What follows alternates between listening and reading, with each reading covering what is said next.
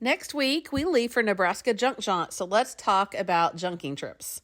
We all love picking, but honestly, the friendships, the camaraderie, and relationships that I have formed and I have formed with the dealers, and the dealers have formed together through our shared thrill of the hunt for the good junk is what we really remember. Not even the wonderful vintage or antiques stand out to us. It's the fun that we have with each other.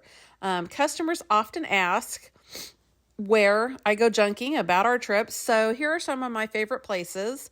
The big extended trips started in 2012, and our first one was to Nebraska Junk Jaunt.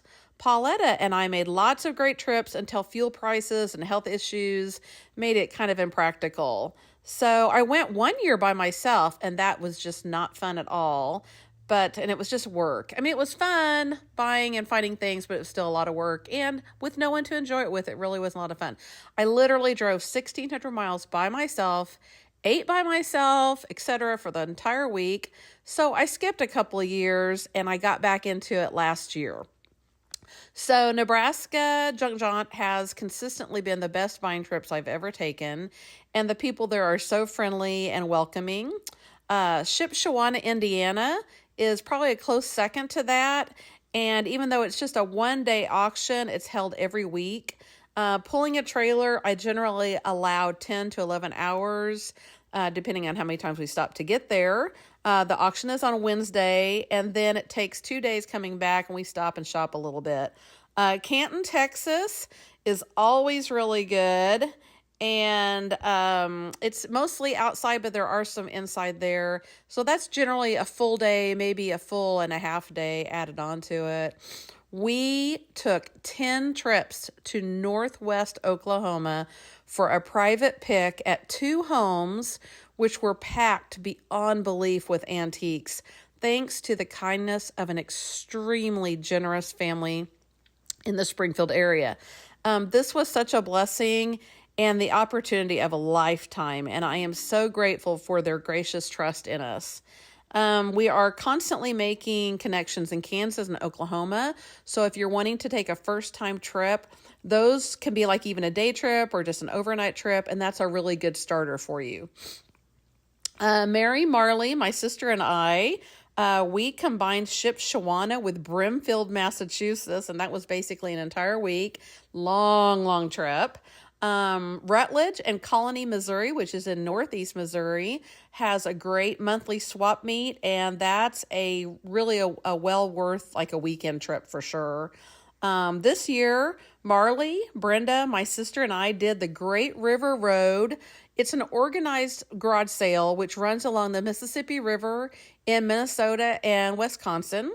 We loved it, and I highly recommend it. Red Wing, Minnesota is a great place to stay, and if you love pottery, that is where Red Wing Pottery, it's kind of hard to say, Red Wing Pottery, that's where the museum is, and it's really an awesome stop.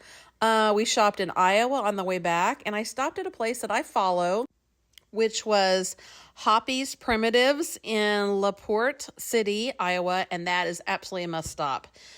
Dave and I shopped Route 66 on our way back from San Diego one year, a few years ago, and we also shopped a Tennessee highway sale. We've also shopped in Ohio, Michigan, Iowa, and I even filled up a suitcase full of treasures during our trip to Alaska, which was awesome. I shopped my way through Arkansas, Tennessee, Mississippi, Alabama, and Georgia on my way to see my grandson graduate this year from high school. So much goes into the planning of extended buying trips. Planning well in advance is a must on some of the organized highway sales because lodging really fills up fast. And I already reserved lodging for Nebraska Junk Jaunt for 2026.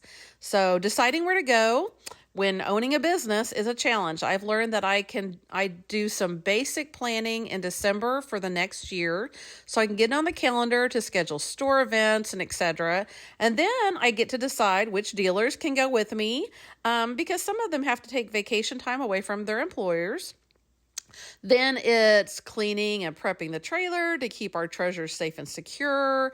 We all use different color of painter's tape so that we can identify what are our tubs and what things can't go in a tub. It's amazing once you've packed and repacked and moved things around in the trailer on a trip that after I've touched something 3 or 4 times, in my mind, it becomes mine. So that's kind of funny sometimes. Planning and mapping the route. Seems like it should be a lot easier with Google Maps, but it's not always that simple because of you have to plan for your stops and things like that. Then you have to make sure that the trailer actually tracks behind you during the trip, and that's not even a funny story. So we have shopped in the cold, the rain, and in the blistering heat.